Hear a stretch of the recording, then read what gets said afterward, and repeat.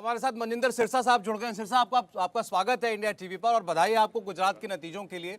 वाकई में ऐतिहासिक नतीजे, सारे रिकॉर्ड टूटे हैं। बहुत लोगों को नहीं लगा था कि ऐसी जीत आपकी होगी, लेकिन हर सामाजिक वर्ग से आपको वोट मिला। आपका वोट प्रतिशत 27 साल सरकार चलाने के बाद 3-4% बढ़ गया। ये बहुत बड़ी बात है। देखिए, इसमें दोनों बातें हैं। जहां 27 साल से वहां पर सरकार है और वहां के जो प्रधानमंत्री जी आते हैं वो भी गुजरात से आते हैं, और ऐसे में उनकी लोकप्रियता भी 9 साल से वो पर लगभग होने वाले हैं उनको प्रधानमंत्री, वरना 5 साल बाद ही एंटी इनकम्बेंसी और उन लोगों की लोकप्रियता कम हो जाती है। 10 साल बाद तो बहुत एंटी इनकम्बेंसी होती है। लेकिन देश के लोगों का और गुजरात के खास तौर पर लोगों का बहुत विश्वास है इस बात पे कि जिस तरह से देश के प्रधानमंत्री ने सबका साथ सबका विकास और इस नारे के साथ देश को संवारने का काम किया, पूरी दुनिया में इसका परचम ऊंचा किया है। अमेरिका तक के राष्ट्रपति आज सलाम करते हैं उस मुल्क को जो कभी जिसको लोग नकार देते थे, आज वो सबसे ताकतवर के मुल्क के रूप में सामने आ रहा है। जो उसके पासपोर्ट की ये वैल्यू है कि लोग उसके पासपोर्ट को देखकर समझते हैं कि भारतीय होने पर गर्व महसूस करते हैं।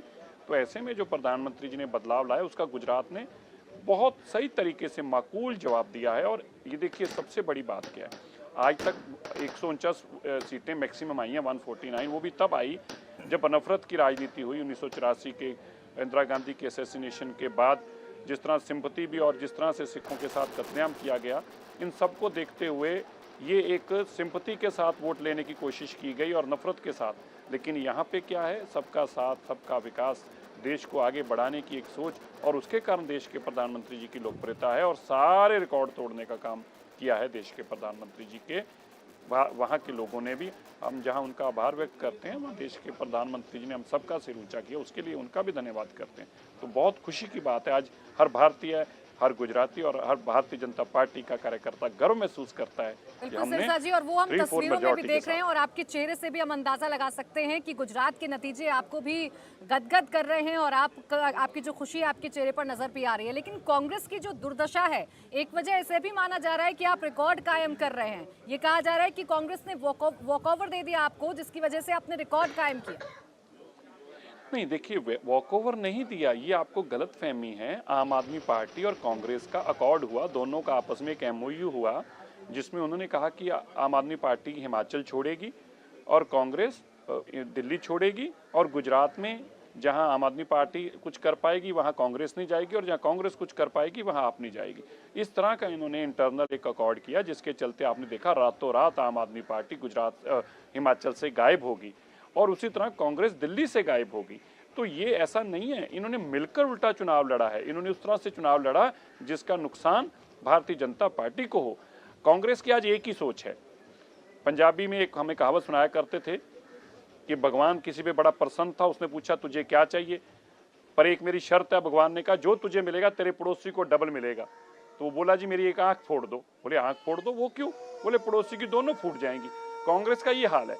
कांग्रेस कहती है कि हमारी चाहे सब कुछ चला जाए, बीजेपी की एक सीट कम हो जाए, इसलिए उन्होंने तो अपनी आंखें दोनों फोड़ दी है इस चक्कर में कि हमारा कोई नुकसान हो जाए।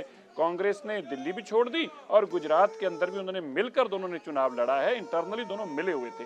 इन स्पाइट ऑफ दैट, इस झूठ और फ्रॉड की राजनीति की, फिर भी देश के लोगों ने, गुजरात के लोगों ने एक बहुत भारी मैंडेट दिया है। भारत के प्रधानमंत्री जी के सोच में विश्वास जताया, उनकी नीतियों में विश्वास जताया है, और उनका जो जन कल्याण की एक बहुत बड़ी मुहिम चल रही है, उस मुहिम का उन्होंने साथ दिया है। एक सवाल आपसे देवेंद्र शुक्ला पूछना चाह रहे हैं, पूछे देवेंद्र। देखिए, इन्होंने कहा कि दिल्ली तुम छोड़ दो, गुजरात वो छोड़ देंगे, ये बराबर हो गया। एक तीसरा इलेक्शन हिमाचल भी है, जहाँ पे आम आदमी पार्टी जो है वो 1 पॉइंट समथिंग % वोट आ रहा है।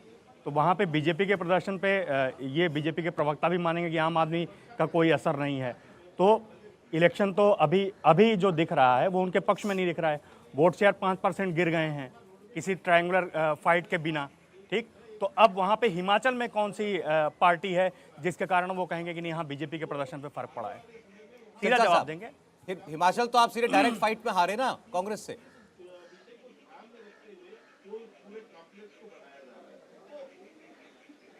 मेरे से सवाल जी सिरसा साहब आपसे। नहीं, देखिए, पहली बात, हिमाचल में तो हर बार ऐसा हुआ है, 5 साल एक की सरकार, 5 साल दूसरे की सरकार। बात तो गुजरात की है। बात तो गुजरात की है, जहाँ पे 27 साल के बाद भी आप नहीं बदलाव ला पाए और दिन ब दिन लोग और बदलाव की तरफ जी जाने की बजाय बात तो फिर बीजेपी का और दिल्ली समर्थन नगर कर निगम रहे की हैं। है कि वहाँ 15 साल बाद बदलाव हो गया है, मतलब जहां आपके लिए बदलाव हो जाएगा वहां पे आप बात नहीं करेंगे। आप गुजरात की बात जो है हमेशा करेंगे, हिमाचल की, अरे भाई आप झारखंड हारेंगे तो भी आपको बात करनी पड़ेगी और आप हिमाचल हारेंगे तो भी आपको बात करनी पड़ेगी।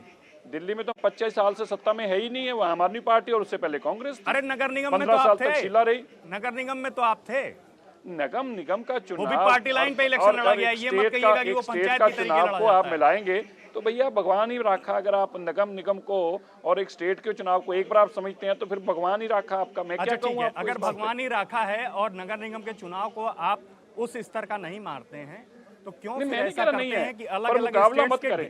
जी ढेर मैं ये सारे नहीं कह आप रहा नहीं है। कैंपेनर जो हैं आपके मतलब हर लेवल के उतरते हैं, मुख्यमंत्री से अरे लेके भाई हम तो पंचायत का चुनाव भी शिद्दत से लड़ते हैं, ये तो फिर निगम का था।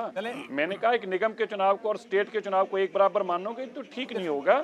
आप ये समझिए कि देश के प्रधानमंत्री जी का कामों के प्रति दुनिया भर में कितना बड़ा रिस्पॉन्स है कि गुजरात जैसा स्टेट जो है बड़ा स्टेट है, लगातार बीजेपी वहां पे सरकार चला रही है। इसके इंस्पाइट ऑफ ऑल दिस फिर इतना बड़ा बहुमत मिलता है, 3/4 मेजॉरिटी के साथ दोबारा से चुनाव जीतना, ये इतिहास है।